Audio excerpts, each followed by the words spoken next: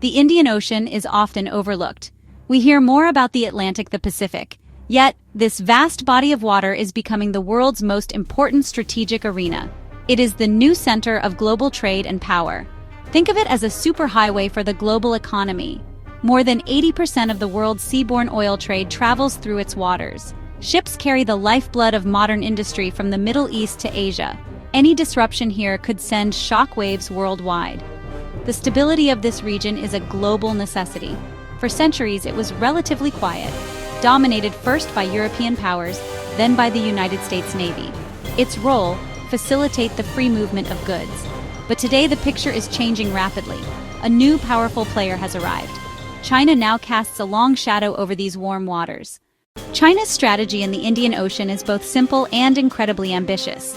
It is often called the string of pearls. This is not an official Chinese term, but it perfectly describes the plan. Imagine a string stretching from the Chinese mainland across the ocean all the way to Africa. The pearls on this string are the ports, naval bases, observation posts that China is building or funding in countries along this route. Each pearl serves a purpose.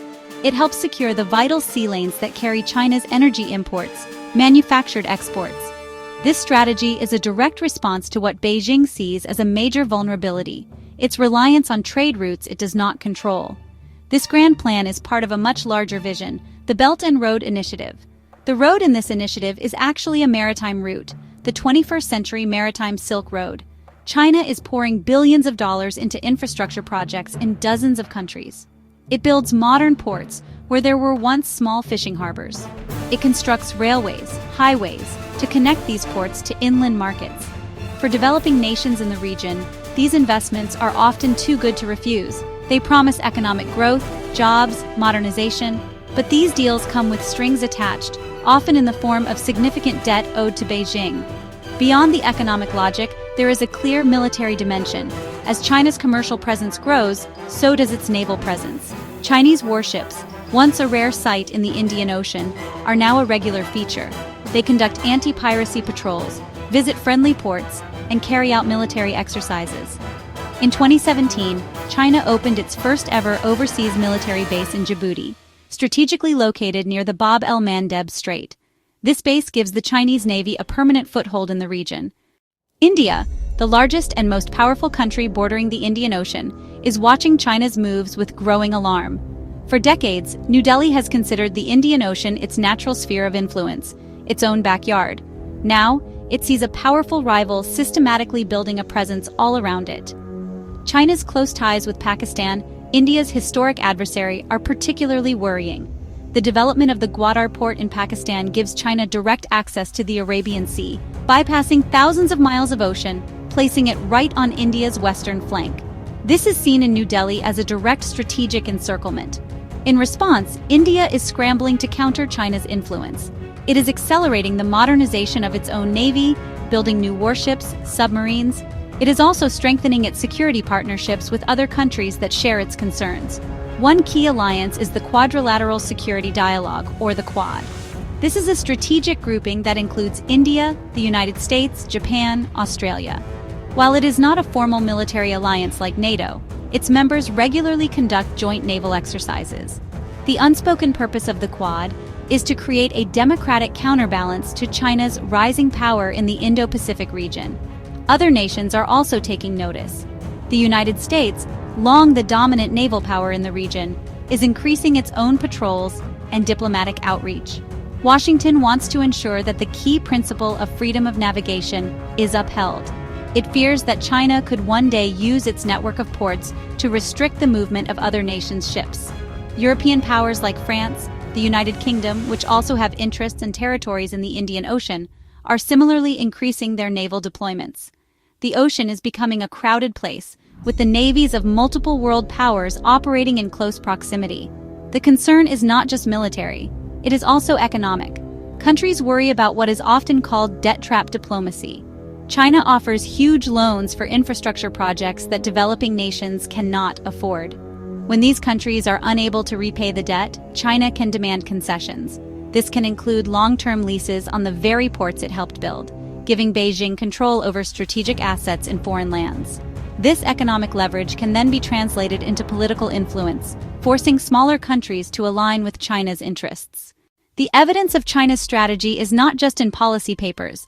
It is visible in concrete and steel across the Indian Ocean rim. The most prominent example is the port of Hambantota in Sri Lanka. Built with massive Chinese loans, the Sri Lankan government found itself unable to make the payments.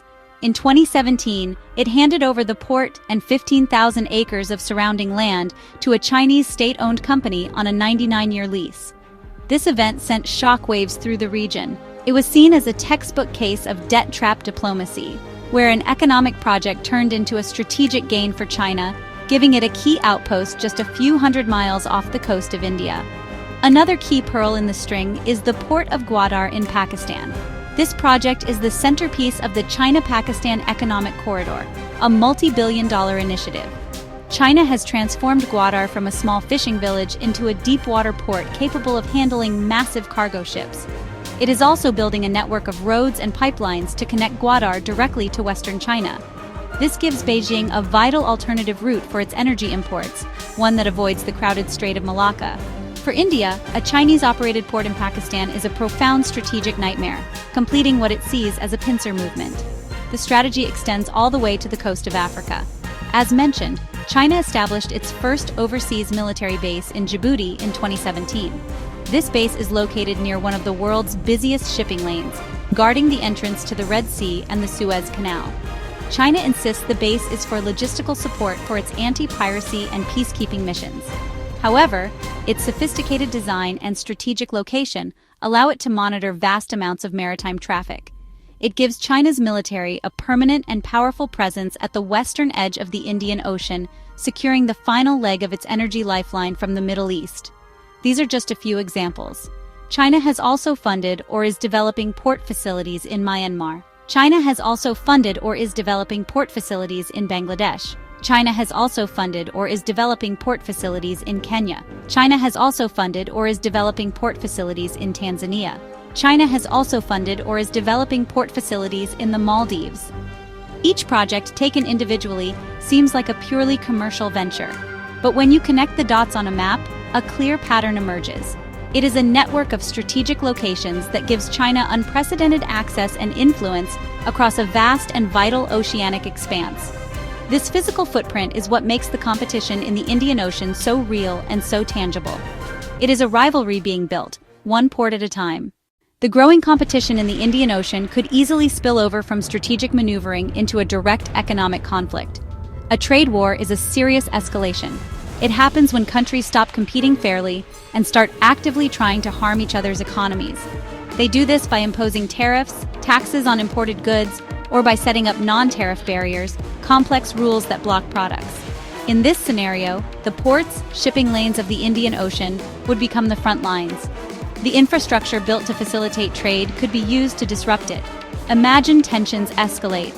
China could use its influence over ports it controls to create delays for ships from India, to create delays for ships from the United States, slow, cumbersome inspections for rival cargo, prioritizing its own ships while others wait at anchor.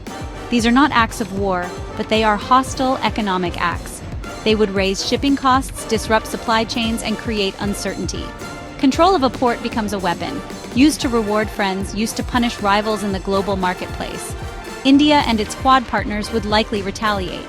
They could impose blockades or restrictions. The Indian Navy could increase its patrols around key choke points like the Strait of Malacca, closely monitoring Chinese commercial and naval vessels. The United States could use its immense financial power to sanction companies involved in China's strategic port projects. We could see a tit-for-tat escalation, where each side tries to inflict economic pain on the other. Trade would no longer be about mutual benefit. It would become a zero-sum game, where one side's gain is seen as the other side's loss. This is why the situation is so perilous. The global economy is built on the assumption that the seas are free and open for all. A trade war in the Indian Ocean would shatter that assumption. It would introduce a new level of risk and instability into global commerce. Companies would have to rethink their entire supply chains. The cost of insuring cargo ships would skyrocket. The smooth, predictable flow of goods that we all depend on would be thrown into chaos. The complex chess game being played in the Indian Ocean may seem distant, a matter for admirals and diplomats. but the outcome will affect us all, no matter where we live. The global economy is a deeply interconnected system. A disruption in one critical part, like the Indian Ocean, sends ripples across the entire network. If tensions escalated into a full-blown trade war, the first thing we'd notice is rising prices. Gasoline costs would likely increase as secure transport of oil becomes more expensive. Almost every product we buy would also get pricier. Clothes, electronics, as shipping costs and tariffs are passed to consumers. Beyond our wallets, such a conflict would threaten global stability. Economic hardship can lead to political unrest. When people lose jobs and face a rising cost of living, they often turn on their leaders. This can destabilize governments, especially in developing nations. An economic conflict between major powers, China, India, the United States, could poison international cooperation. It would make working together on global challenges much harder. Climate change, pandemics, terrorism, when powerful nations are locked in rivalry. Today's world was built on growing global trade and cooperation. That system has lifted hundreds of millions out of poverty. It enabled unprecedented exchange of goods, ideas, culture. A trade war in the Indian Ocean would reverse that trend. It would push us toward a fragmented, dangerous world divided into competing economic blocs. In that world, nationalism would rise and trust between nations would evaporate. The risk of economic disputes becoming military conflict would grow. The stakes could not be higher. The calm waters of the Indian Ocean are the stage for a great power competition defining the 21st century. The challenge for leaders is to manage this peacefully. It requires careful diplomacy, clear communication, and a shared commitment to keeping sea lanes open. The alternative, a trade war across the world's most important ocean, is economic decline and heightened danger. For global prosperity and peace, that's a future we must avoid. The fate of the global economy may be decided on this oceanic highway.